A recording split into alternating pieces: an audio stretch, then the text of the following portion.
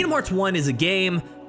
Yeah, Kingdom Hearts 1 is a game that I think has aged better than a lot of people give it credit for. It has definitely aged in some areas like with the camera and the platforming, but in terms of gameplay, aesthetics, graphics, and overall tone, I think the game has aged a lot better than some of the games at the time. And the thing that really makes it special to me is all the cool hidden details that they managed to put in there. There's these small details in there that are hard to find unless you're specifically looking for them, but they're in there and they put them in there just because they wanted to. It really shows how much love and care they put in just this one game. I've been looking into this over the past few weeks, and I wanted to make a video sharing some of the most interesting stuff that I found. Maybe you've heard of this before, maybe you haven't. Either way, I want to share some stuff that I thought was really cool. So here are the hidden details of Kingdom Hearts 1. Also, shout out to Shady Riku and his Easter eggs and hidden details series. It was a great help for this video, and he's an awesome YouTuber as well. Check him out. Let's go, as the kids say. Number 1, the pause menu timer. This one took the most effort to find out, and you'll see why. In the bottom left-hand corner of the pause menu, there is a counter showing how much money you have and a timer showing how much time has elapsed on your save file, reminding you of how much time you've wasted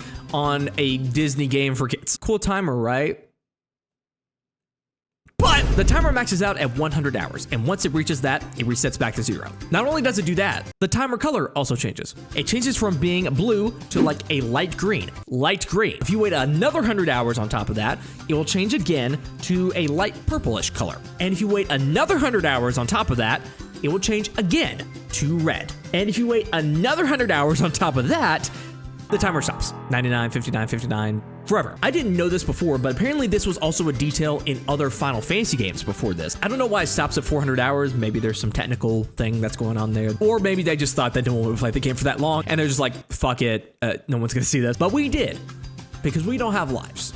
You should know better, Square. Number 2, Sora's Shadow. At the beginning of the Neverland level, Sora is held captive on Captain Hook's ship by Riku, who is in control of the Heartless. Riku, demonstrating his new power, takes away Sora's shadow, turning it into a Heartless, when he is then thrown into the brig. What you might not have noticed after that cutscene, though, is that if you look at Sora, he doesn't have a shadow. Donald and Goofy's are still there, but his is gone. Fighting through the level and its Heartless will eventually get you back to that Sora Shadow.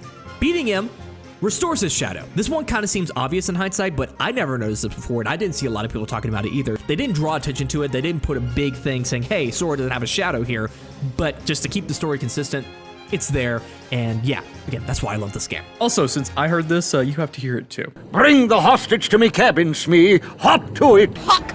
I'm sorry. I'm genuinely sorry. Number 3, the menu background. Going back to the pause menu again, for the characters walking in the middle of the screen, there is a striped background that is blurring the actual game itself, so you can focus on the things in the menu. This background's just there, just chilling, nothing to really notice about it.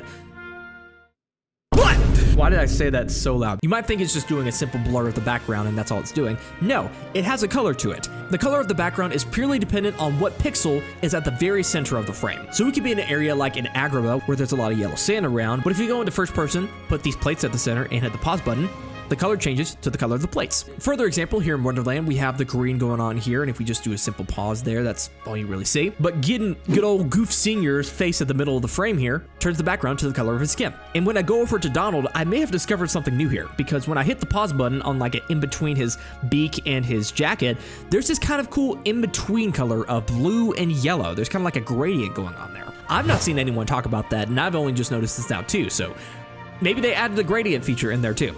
I don't know. It makes sense for the system they're using in there because you never usually be in first person and have this happen, but sometimes you can accidentally like catch Sora's jacket and it can turn red and some people are confused by that. Even the pause menu has so many cool features. That's so cool. Number 4, the accessory shop fireplace. This is probably the most known one, but I only recently discovered this, so I'll put it in here. In the Traverse Town accessory shop, there is a fireplace on the right side, and at the top of the building, there is a chimney. It's just sitting there, chilling, not doing much. Since it seems that fire does a lot of cool things in this game, you can cast fire at the fireplace and the fire lights up. And going outside, you can notice that smoke starts coming out of the chimney. You don't get any items or unlock any secrets by doing this. It's just there. You can do it. And when you leave the world, go to another one and come back, the fire is still lit. Again, nothing special comes out of this. You can just do this if you want to.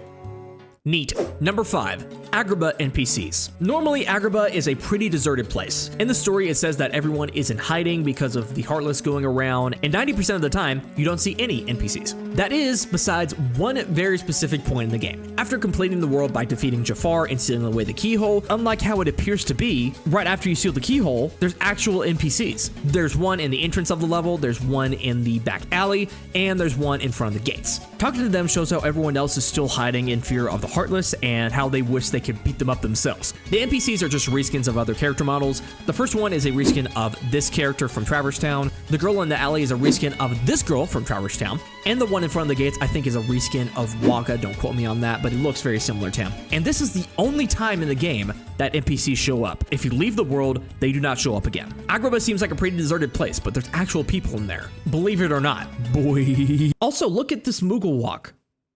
Look how this Moogle walks.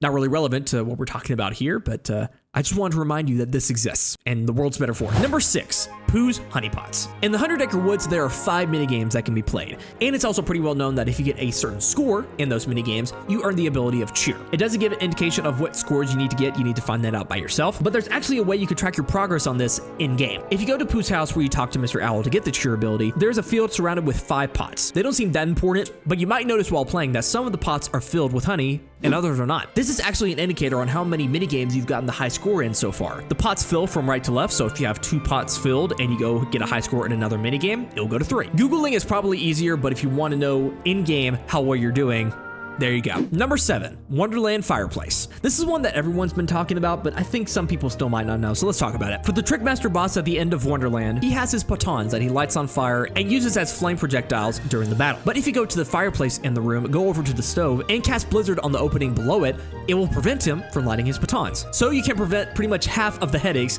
going on in this battle. Some people speculate on whether or not you have to cast Blizzard 3 times, 2 times, once, but I did it 1 time and it seems like that did the trick. That's another little hidden detail there that will actually help you during the game. Here's a quick little bonus. It doesn't Kingdom Hearts 1, it's Kingdom Hearts 2, but I want to talk about it anyways. In the mansion, if you go over to Naminé's room and look at the command menu, the command icons turn to cards from Chain of Memories. Since Naminé is a very important part of that story and it directly leads to Kingdom Hearts 2. Chain of Memories is not a bad game, guys.